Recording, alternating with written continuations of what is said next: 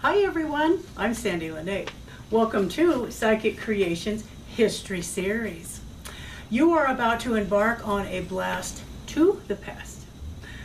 We have a very interesting show for you today as we are going to be featuring the historic accounts of Laura Fair.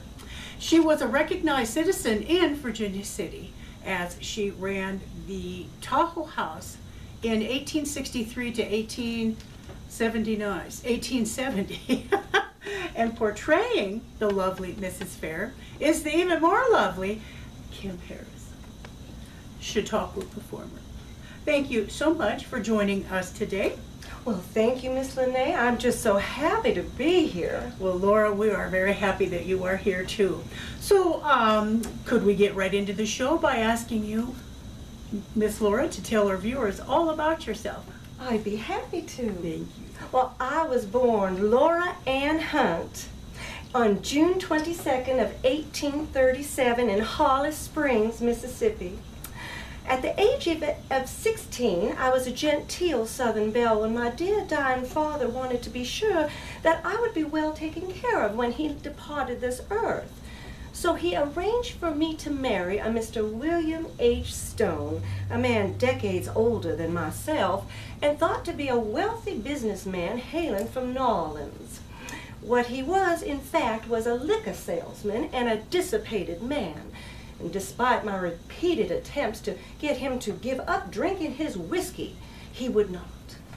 So I decided when I was 18 that I must extricate myself from this situation. But luckily fate stepped in and Mr. Stone died of natural causes. But I had no means of supporting myself, so I entered a convent in order to learn some teaching skills. 6 months later, I stepped out of that convent and into the arms of my next husband, Mr. Tom Grayson. Mr. Tom Grayson was an associate of the late Mr. Stone. I soon learned that associate was also synonymous with the word customer, as he was also a drunk and a violent one at that. Why, he used to make me lie on our bed and he'd level his pistol and shoot just above my head to prove to me what an excellent marksman he was. After shooting off the heads of many of our chickens in the yard, I decided that I must end this marriage before he ended my life. So I convinced Mr. Grayson that he could file for divorce against me on grounds of desertion, which I did so with great haste. So Mama and I left for San Francisco, where I opened a boarding house. But San Francisco was in a depression at the time, and my boarding house wasn't very successful. But I was not disheartened. Mama and I left for Shasta, where I opened a boarding house there and met with much greater success. And that's also where I met Mr. William D. Fair, a successful attorney, graduate of West Point, and a colonel hailing from Virginia down south. After we were married and when our child was on the way, I also learned that Mr. Fair was also a great inventor, or shall I say reinventor, of his own life story. And he was not nearly as successful businessman as he portrayed himself to be. So after our daughter was born, Lilius Lorraine, I always called her Baby, I convinced Mr. Fair that we should move to San Francisco, where he would have more opportunities for his less than lucrative law practice. Well, Mr. Fair was not a very motivated man, so I kept after him and after him and after him so that we could have a place in society that was something that we deserved. Alas, it was not to be. Out of desperation, Mr. Fair put a gun to his head and blew his brains out. Well, this put me in quite a pickle. Well, now I had Mama to support and the baby, and also a string of debts that Mr. Fair left us. And San Francisco had lost some of its luster for me. So I took Mama and baby, and we went to Sacramento, where I opened a boarding house there. And it was successful, but it did not earn enough money to pay off all of our debts. So one of my boarders, who was a stage actor, convinced me that I, too, could earn money acting on the stage. So I took the part of Lady Teasel in School for Scandal. And I have to admit, I was a great success. I earned enough money on the stages in Sacramento and San Francisco to pay off all of our debts and pocket $250. So I took Mama and Baby and we headed across the Sierras to that Silver City in Nevada Territory. I arrived in Virginia City in early 1863 and I rented the newly built Tahoe house. I redecorated it, renovated it, and opened it as a boarding house with 33 rooms, more than any other similar one on the Comstock. And it was a great success, better than any endeavor I had ever encountered myself. And at the age of 26, I was highly regarded as both beautiful and charming. I had a string of beaux and suitors that would escort me to every opera and ball. And I also entertained the leading citizens of the West daily in my parlor rooms at the Tahoe house. It was in fall of 1863 that a wealthy San Francisco attorney by the name of Alexander Parker Crittenden arrived in Virginia City and secured a suite of rooms at my Tahoe house. Oh, he was a handsome 47-year-old, well-associated widower. Well, he almost immediately insisted that I dismiss all other beaux. Of course, we fell deeply in love, and I was never far from his arm, whether out on C Street or in our rooms. As a sign of his devotion, he purchased a beautiful home for me up on A Street. Now, being the sound-minded businesswoman that I am, I let out 2 of those rooms to boarders, but I saved the rest as private for myself and Mr. Crittenden. Mr. Crittenden was a very good attorney. When the question arose as if I was actually divorced from Mr. Grayson, it was Mr. Crittenden who made the legal inquiries necessary to clear up that affair. He also was very good at mining stocks. He advised me very well, and I invested in several stocks and at one time had $140,000, all with several mines up in Virginia City. Well, imagine my shock when several months later, Mrs. Crittenden showed up in Virginia City, very much alive and with several of their children. I was beside myself. What was I to do? I couldn't simply fall out of love with him.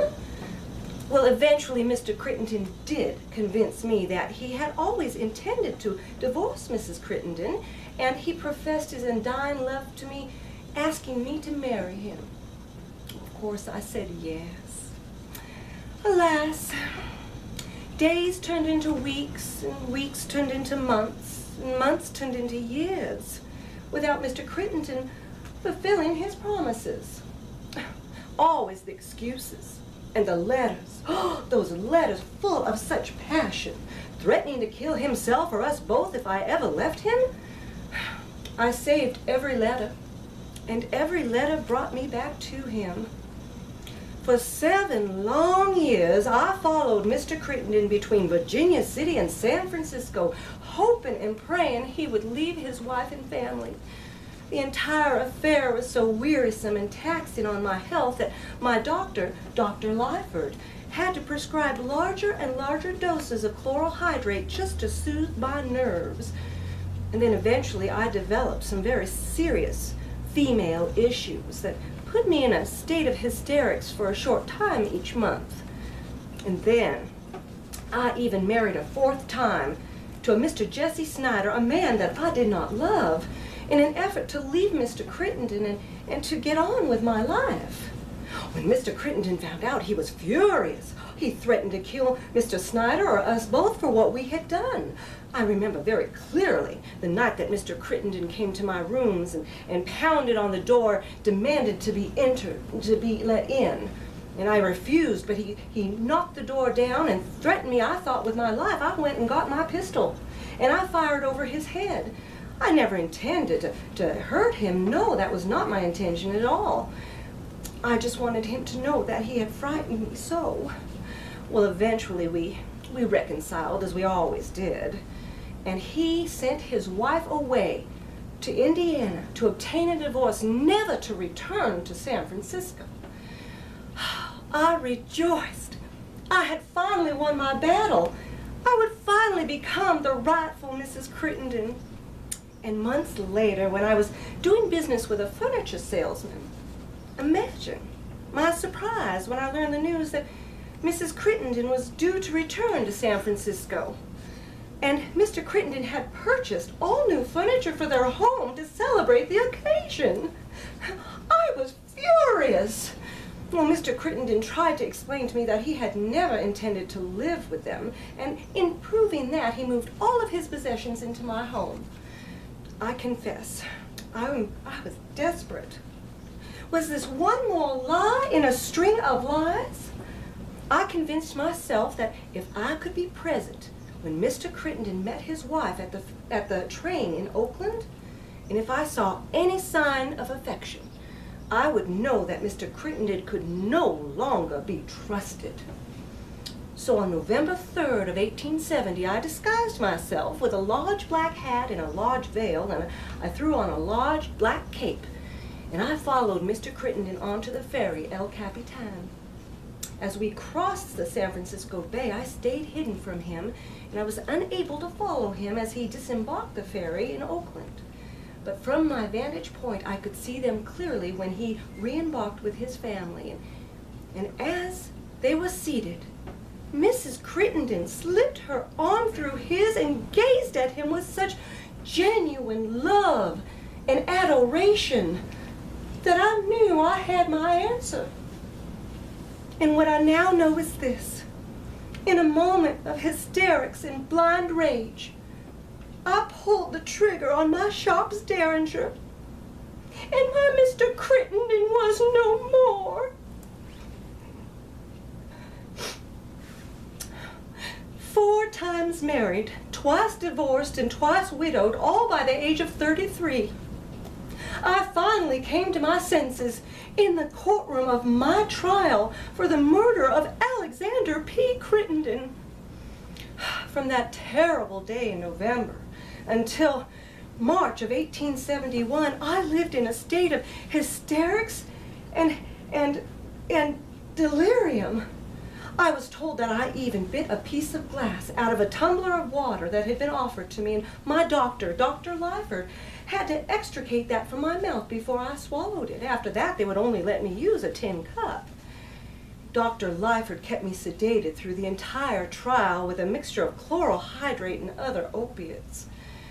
The trial was a sham. Why, yes, of course, it was an all-male jury, but the prosecutor and the judge were close personal friends of the late Mr. Crittenden. And the newspapers, oh, they printed such outright lies against me, turning the public against me. The trial lasted nearly a month, but I believe it was over with at the very beginning. Why, the prosecution paraded every moment of my public and private life to the courtroom and jury. My marriages, my divorces, my legal troubles, our letters, the other shootings. Why, they made me out to be no better than a prostitute and the worst threat to the sanctity of home and marriage. Why, they argued, they actually had witness after witness testifying to my wicked reputation. And when my attorneys cross-examined them, not a one of them could cite any personal knowledge of such behavior. Why, they made me out to be a temptress and an adulteress, while men like Mr. Crittenden were thought to be just weak-minded when it came to a pretty face.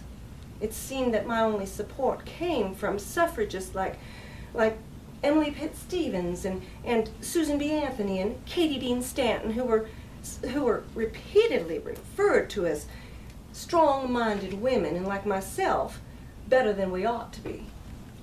My attorneys argued that I should be found innocent by reason of temporary insanity. Insanity, that's a hard pill to swallow. It does not paint a pretty picture in one's mind. But they argued that Mr. Crittenden's repeated deceptions, along with my female issues, put me in such a state of hysterics that I could not be held responsible for my actions. It was all for naught, however. The jury, after 26 days of trial, deliberated for only 40 minutes, finding me guilty, and I then became the first woman in California to be sentenced to hang by the neck until dead. Well, I told the newspapers that I was too pretty to hang.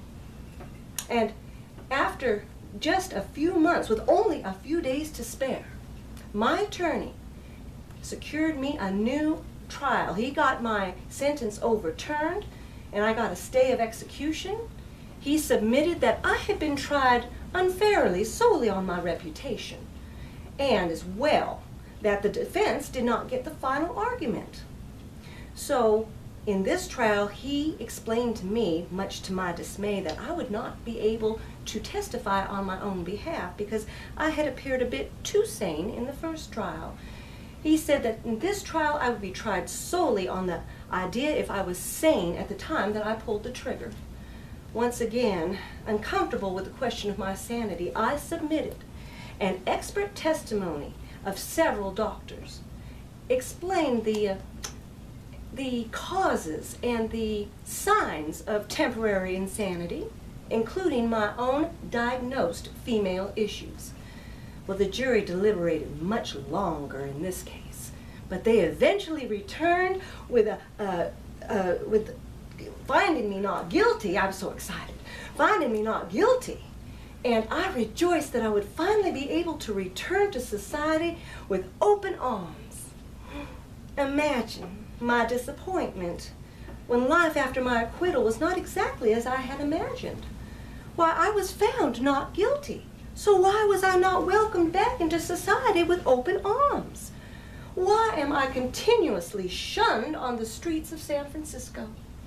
Why, did I not prove in both trials that I could stand equally with a man, that a beautiful woman could be equal? Did I not prove how unjust we the fairer sex are treated? I have planned a lecture entitled Wolves in the Fold at Platt's Hall in San Francisco. I have been warned that if I go through with it, there will be great violent protest, but I will go through with it. I do not mind. I will not be silenced again. I have to prove that we are pure. I invite everyone to attend and to become more enlightened as to my life and how often we the fairer sex are mistreated. And if any of the men are still interested in marrying me, I'm not interested right now, just yet.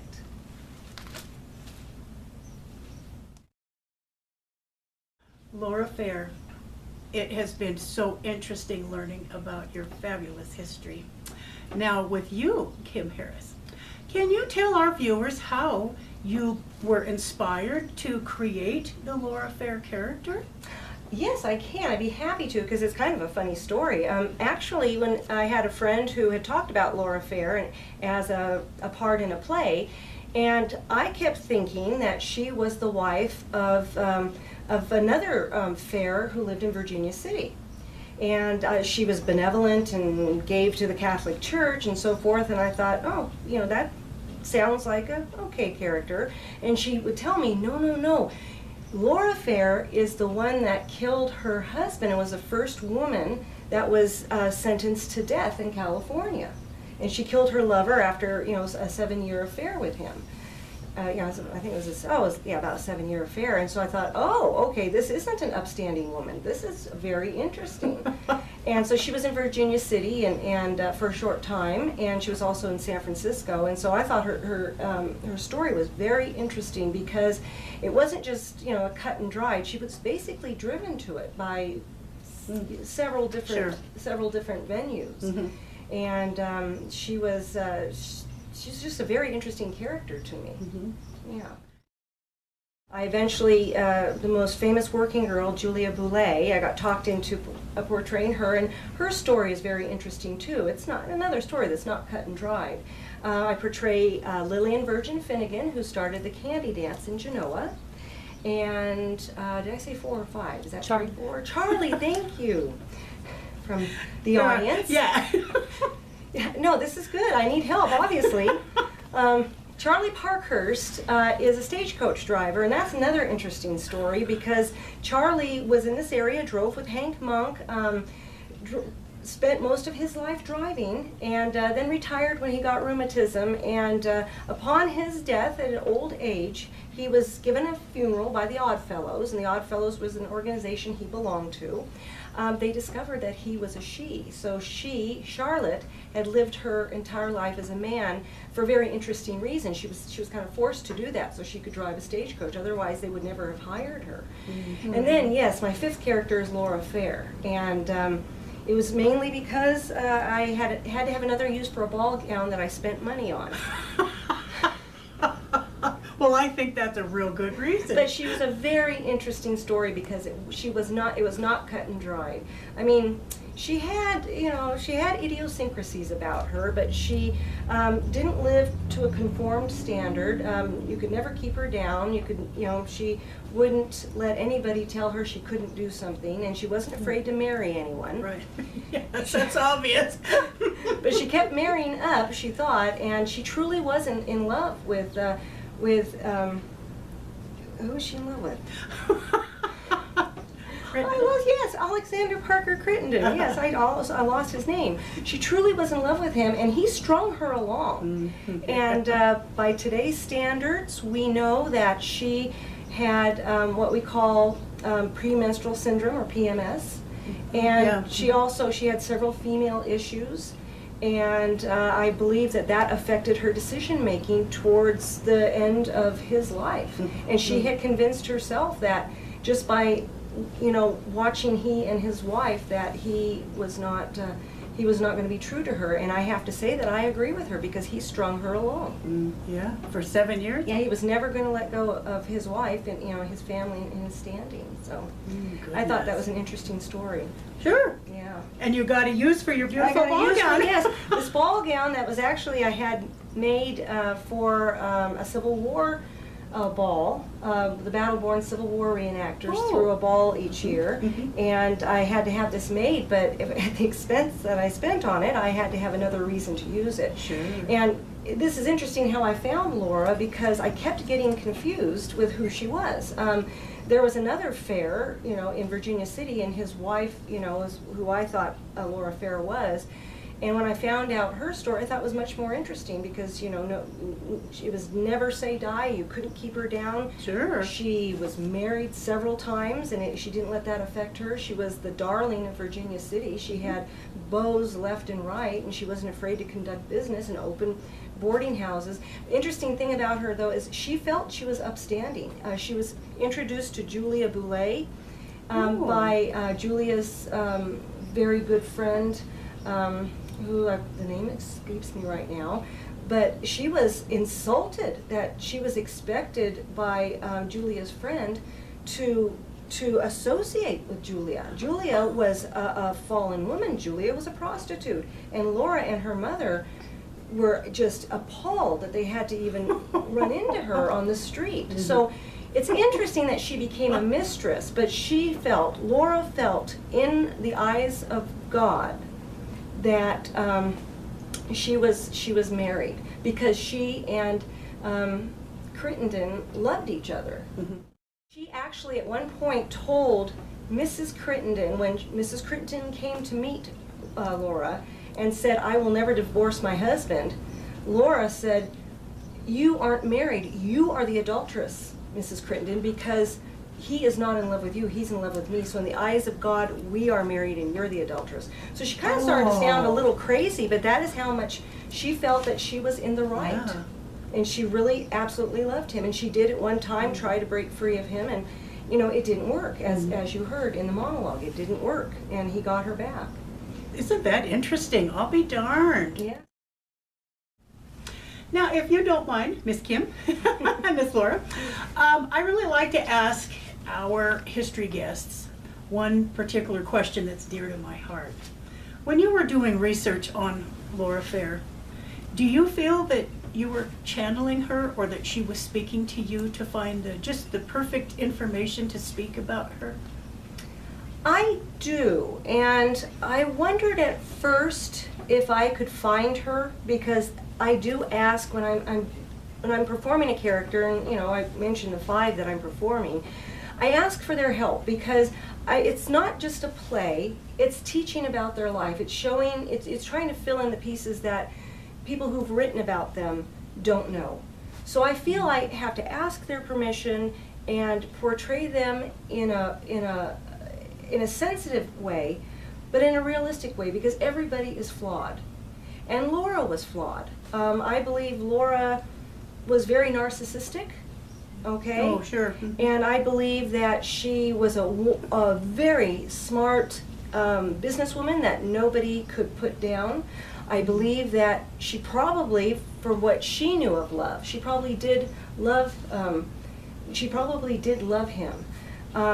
But I wanted to ask her permission so that she would help me understand her and portray her realistically. And I believe that when I do my characters, and even with Laura, I try not to make fun of of her idiosyncrasies. Sure. But I believe that she did help me bring some light and sensitivity to her situation. So I tried to portray her in a realistic way, but I've kind of had a conversation with her, letting her know that, I have to, the good, the bad, and the ugly. And, Right. And she seems to be okay with that to a certain extent. Well, poetic justice here, huh? Awesome. Oh, that's wonderful. That's wonderful. Yeah, but I've grown to like her and to understand her a little bit. I hope so. Not that I would do everything so. she did, Right. But anyway, but I've grown to like her, and I hope that she is happy with the way I'm telling her story. I think she is. I hope so. Yeah.